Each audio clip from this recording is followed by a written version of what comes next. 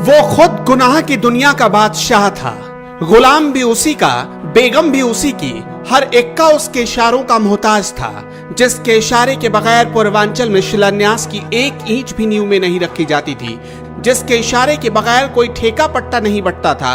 आज उसी बाहुबली की कहानी हम बताएंगे।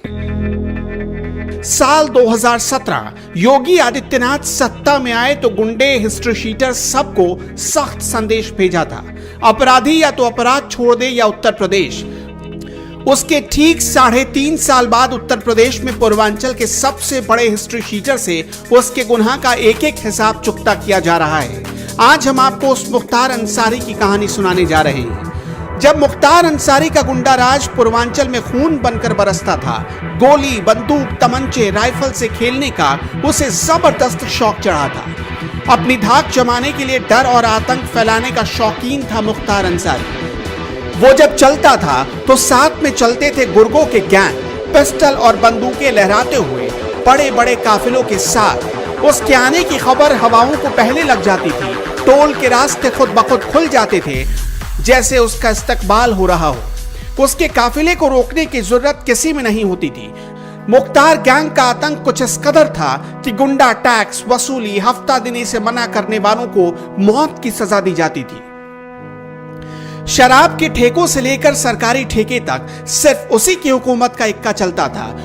उसके दौर में उत्तर प्रदेश में हत्या, लूट, अपहरण, फिरौती जैसे संगीन अपराध क्रिमिनल्स की इकोनॉमी मजबूत करने लगे।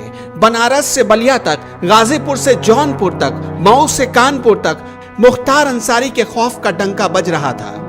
70 के दशक में सरकारी ठेके पर एक छत्र राज होता था साहिब सिंह गैंग का। सरकारी मुलाजिम सीधे उसके चरणों में गिरकर ठेकेदारी उसके नाम कर देते थे। उस वक्त ठेकेदारी में सिंधमारी के लिए कई गैंग एक्टिव थे। साहिब सिंह गैंग से अक्सर मुख्तार गैंग का पंगा होता रहता था। 80 का दशक आते आते खूनी खेल चरम पर पहुंच गया। साहिब सिंह गैंग से ब्रजेश सिंह अलग हो गया और ऐसा गैंग तैयार किया जिसका सीधा मुकाबला मुख्तार गैंग से था। 1990 के दशक आते आते सिर्फ 2 गैंग बचे, मुख्तार गैंग और ब्रजेश सिंह गैंग।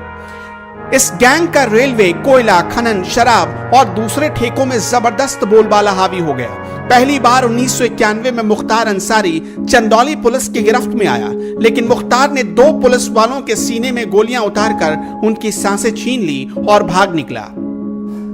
1995 आते आते मुख्तार मोस्ट वांटेड बन चुका था। उसे समझ में आ चुका था कि अगर बाहुबली और मोस्ट वांटेड होकर भी पुलिस और कानून से बचना है, उनसे आंख में चौली खेलनी है, तो सियासत की शरण में जाना होगा। राजनीति खून मांगती है, जिसके हाथ खून से सने होते हैं वो सियासत की सबसे बड़ी जरूरत बन जाता है। इसीलिए 1995 में उसे राजनीति में एंट्री मिल गई। 1996 में मुख्तार ने बहुजन समाज पार्टी की टिकट से चुनाव लड़ा और मऊ से विधायक बन गया।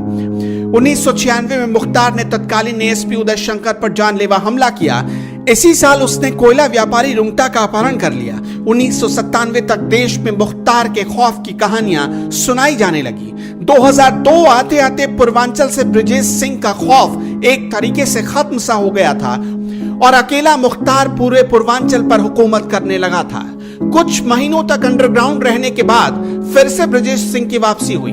तभी बीजेपी ने मुख्तार अंसारी के भाई अफजाल अंसारी को चुनाव मैदानों में शिकस्त देने के लिए बीजेपी के कृष्णानंद राय को उम्मीदवार बनाया। इसके बाद पूर्वांचल को मुख्तार अंसारी ने दंगों की आग में झोंक दी।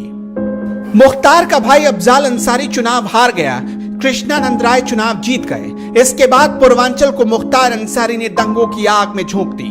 मुख्तार को गिरफ्तार किया गया और 2005 में उसे जेल हो गई, लेकिन मुख्तार अपने भाई की हार का बदला लेने के लिए जल रहा था। उसने अफजाल अंसारी को हराने वाले कृष्णानंद राय की सरेराह हत्या कर दी। कृष्णानंद राय के शरीर में 1 या 2 नहीं 400 गोलियां उतार दी गई थी, यानी बहुत ही निर्मम तरीके से हत्या हुई। इस काम में उसकी मदद करने वाले थे मोस्ट वांटेड मुन्ना बजरंगी और अतीकुर रहमान। 2006 में कृष्णानंद राय की पत्नी ने मुख्तार के खिलाफ दोबारा एफआईआर दर्ज करवाई। मुख्तार अंसारी का खौफ इतना हावी था कि कोई भी पुलिस वाला उसके गिरेबान पर हाथ डालने से पहले 100 बार सोचता था। उसका कट्टर दुश्मन ब्रजेश सिंह उसके खौफ से पूर्वांचल छोड़कर भाग गया, जिसे 2008 में ओडिशा से पकड़ा गया।